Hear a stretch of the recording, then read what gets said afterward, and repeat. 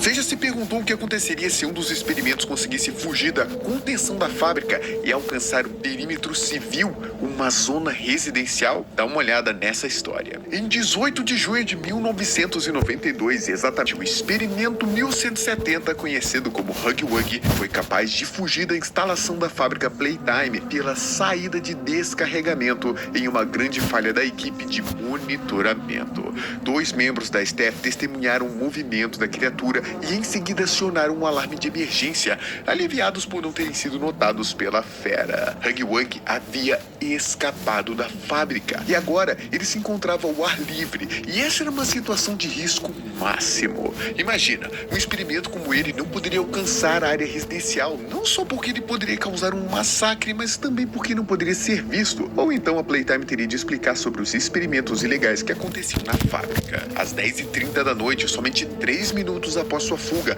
Huggy Wuggy já se encontrava a uma distância estimada de mais de meia milha, cerca de 800 metros, de distância da instalação, seguindo em direção ao sul da fábrica. Para contê-lo, todos os veículos disponíveis, assim como toda a equipe de segurança, iniciaram uma perseguição contra o experimento 1070 e contra o tempo. O plano parecia ser mantê-lo dentro de um perímetro específico, usando carros como barreiras para cercá-lo. Enquanto o tempo passava, era de total necessidade manter a base atualizada sobre qualquer movimento de Huggy Wuggy. Talvez para a maior parte da equipe de segurança, eles achassem que uma situação como essa não fosse tão difícil de ser contornada. Talvez até fosse uma situação corriqueira. Era normal assim experimentos fugirem da fábrica? Enfim. Porém, quando eles perceberam o número de membros atrás do grande azul peludo, os mais experientes no trabalho de segurança sabiam que a noite não terminaria bem para a maioria deles. Foi o que aconteceu com os primeiros esquadrões que chegaram perto de Huggy Wuggy. A estratégia, na verdade, era bem simples e bem protocolar. Sempre acontecia dessa forma. Eles tinham que cercá-lo com o peso e volume dos carros para que os veículos servissem como uma espécie de proteção para cada equipe que estaria armada com armas tranquilizantes. É lógico, a intenção era contê-lo. Ele não poderia ser morto, não poderia ser abatido. E o chefe de cada equipe disse aquelas tropas descartáveis. Sim, Huggy Wuggy era mais importante que vidas humanas. Agora, o plano deu certo e o Huggy Wuggy acabou sendo cercado no meio de uma pista, no meio da estrada por onde ele seguiu seu caminho. Os carros pareciam o suficiente em primeiro momento para conter a criatura, mas assim que os atiradores se aproximaram do Huggy Wuggy para tentar derrubá-lo, o motivo da sua fama se comprovou. Correndo no meio da noite com uma ferocidade animalesca, uma velocidade absurda, o monstro se atirou com toda a força contra um dos veículos que fazia a barreira da contenção e não deu tempo nem para que os atiradores o apagassem. A dupla de seguranças que se abrigava dentro do carro sobreviveu à colisão, mas o estrago permanente do veículo comprovou a força brutal teria parado tão facilmente. A luz da pólvora sendo acionada iluminava a noite tensa e diversos sons de disparos preenchiam o vazio da noite, ecoando com o desespero de uma equipe treinada que se encontrava diante de um desafio muito pior do que eles pensavam. 3 dados tranquilizantes foram atirados e um deles conseguiu acertar a perna esquerda do Huggy Wuggy. Mas a criatura parecia muito mais resistente e muito mais inteligente do que eles esperavam. E antes de procurar um ataque direto contra os membros da segurança que atiraram nele, Huggy Wuggy mudou sua direção assim que foi atingido e buscou abrigo na floresta perto do local que marcava aquela área. Isso se tornou uma grande frustração, pois usar o carro como isca para ele ser massacrado seria a melhor alternativa e inclusive o protocolo das missões.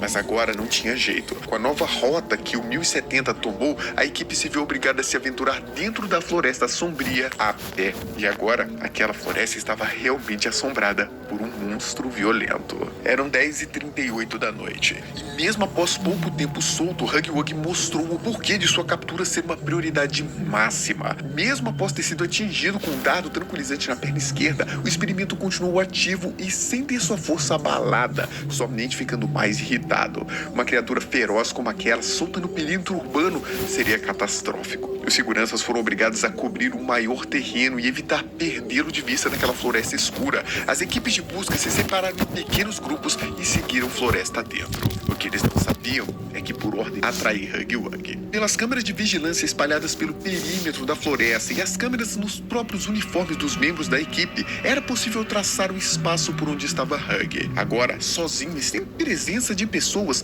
o experimento parecia mais calmo e até andava um pouco mais tranquilamente por entre a vegetação. Talvez esse ambiente natural, longe da base industrial da fábrica, fizesse bem para sua mente, não é? Porém, nada disso importava e ele não seria deixado ficar livre. Para irritá-lo, alguns membros da equipe se aproximavam sem prever que perdas haviam sido calculadas naquela missão desejada pela galera lá de cima, a diretoria da fábrica. Não dá para fazer um omelete sem quebrar alguns ovos, certo? A procura pelo experimento foi muito longa, até porque a área que eles cobriam era grande e de difícil passagem. O perímetro de busca se expandiu por mais de 4 milhas quadradas, cerca de 6 quilômetros quadrados, e se aproximava perigosamente da área residencial, o que tornava de vital importância conter o monstro. E o tempo passava, e agora o relógio já apontava para as 10h50 da noite, e poucas atualizações foram recebidas pela central, mas era certo que caçar o monstro daquele seria a situação mais amedrontadora que eles podiam passar.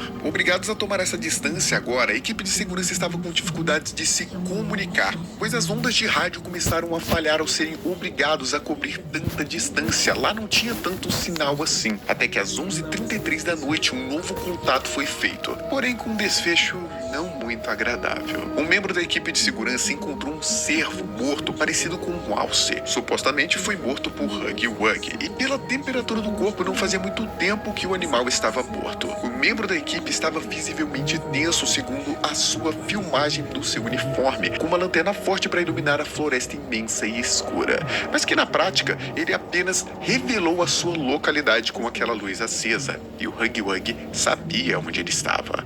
A sensação era que ele é quem estava sendo caçado, visto que a cada passo que ele dava, ele sentia sua perna pesada, como se fosse um sinal do seu corpo implorando para que ele desse meia volta, pois aquela era uma péssima ideia. Mas ele continuou, e assim que vasculhou o espaço, a lanterna apontou para a suposta vítima de Hug, um cervo adulto caído no chão com um grande ferimento e ensanguentado. Ver aquele animal ali não parecia ter sido um bom sinal, pois indicava que o monstro estava por perto. Engatilhando sua arma de tranquilizantes, o membro da equipe de segurança sabia que não teria muitas chances e assim não poderia errar o tiro. A atenção tomou conta da sua mente e ele se preparou para o combate que viria. Só que ele não percebeu os movimentos furtivos de Hug ao longe, que estava observando a todo momento. Quando ouviu um barulho de galho quebrando, o pobre e infeliz funcionário olhou para a direção errada, e o seu erro não seria perdoado. Ao sentir aquela pesada respiração no seu pescoço, o segurança se virou em pavor, mas antes que pudesse mirar a sua arma e apertar o gatilho, as presas afiadas de Hug